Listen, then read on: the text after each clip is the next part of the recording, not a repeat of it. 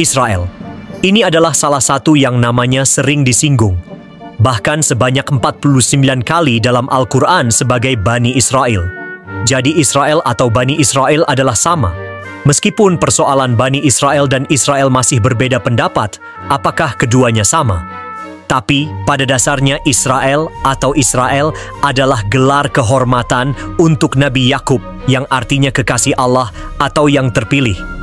Julukan ini diberikan karena kekhusyukan Nabi Yakub yang beribadah dan berserah diri kepada Allah Subhanahu wa Ta'ala.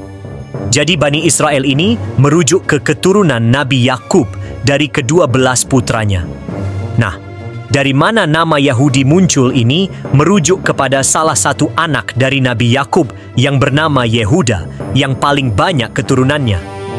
Awalnya Yahudi hanyalah yang merupakan keturunan Yehuda, kemudian berkembang dan tidak hanya mengacu ke satu keturunan saja, tapi merujuk ke semua keturunan Israel atau Nabi Yakub. Jadi pada dasarnya, Israel itu merujuk ke kaum dan bukan sebuah negara, namun kini Israel yang sekarang adalah nama negara yang dibentuk oleh gerakan Zionisme internasional untuk menampung kaum Yahudi.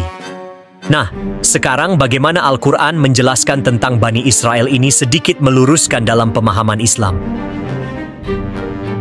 Keluarga keturunan Nabi Yakub yang pindah ke Mesir ini lalu disebut dengan Bani Israel. Mereka dihormati dan hidup sejahtera dan seiring berjalannya waktu mereka menetap. Tapi setelah sekian generasi, dan Israel yang awalnya dihormati kemudian jadi bangsa yang terhinakan di zaman Fir'aun. Dari sinilah Nabi Musa yang juga keturunan Nabi Yakub muncul untuk Bani Israel. Makanya dalam Al-Quran surah Al-Maidah ayat 21 disebutkan, "Hai kaumku, masuklah ke tanah suci Palestina yang telah ditentukan Allah bagimu, dan janganlah kamu lari ke belakang karena takut kepada musuh, maka kamu menjadi orang-orang yang merugi." Ayat ini menjelaskan tentang perbincangan Nabi Musa alaihissalam dan pengikutnya tentang tanah Palestina. Nabi Musa meminta pengikutnya untuk menuju tanah Palestina karena di tanah itu bisa mensucikan dari kemusyrikan dan banyak nabi yang diutus di tanah itu. Tanah yang telah ditentukan Allah bagi manusia yang beriman. Bahkan Allah Subhanahu wa Ta'ala menjanjikan tanah suci ini kepada Bani Israel dengan syarat mereka mau beriman kepada Allah Subhanahu wa Ta'ala dan mau memerangi orang kafir.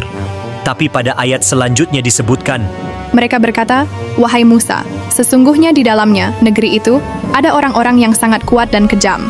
Kami tidak akan memasukinya sebelum mereka keluar. Jika mereka keluar dari sana, kami pasti akan masuk." Quran Surah Al-Maidah ayat 22. Dan Israel tidak serta-merta menuruti perintah Nabi Musa untuk memasuki tanah Palestina. Sebaliknya, Israel menolak dan ingkar terhadap perintah Allah Subhanahu wa Ta'ala untuk memasukinya karena takut kepada para penjahat perkasa yang tengah menduduki tanah itu. Pada akhirnya bertolak ke rombongan Bani Israel di bawah pimpinan Nabi Musa. Allah Subhanahu wa Ta'ala kemudian memberikan pertolongan langsung kepada Nabi Musa dan Bani Israel dari kejaran-kejaran kaumnya Fir'aun. Dan itu semua disebutkan dalam Al-Quran surah Al-A'raf ayat ke-137. Jadi kami wariskan kepada kaum yang tertindas itu bumi bagian timur dan bagian baratnya yang telah kami berkahi. Dan telah sempurnalah firman Tuhanmu yang baik itu sebagai janji untuk Bani Israel disebabkan kesabaran mereka.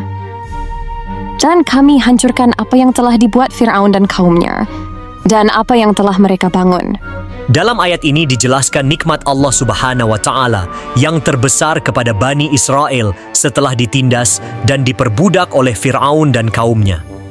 Nikmat tersebut adalah mewarisi kawasan barat dan timur, yaitu Baitul Maqdis atau tanah Palestina. Dengan demikian, janji Allah terhadap Bani Israel telah terlaksana dengan sempurna. Kenikmatan ini merupakan imbalan dari kesabaran mereka mengikuti ajaran Nabi Musa dan agama Allah yang benar.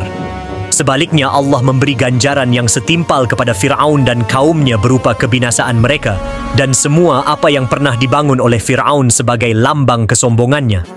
Dalam Al-Quran disebutkan, Allah Subhanahu wa Ta'ala sudah memberikan banyak nikmat kepada Bani Israel.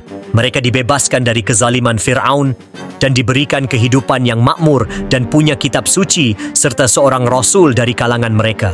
Sayangnya mereka tidak bersyukur melampaui batas dan bersifat munafik.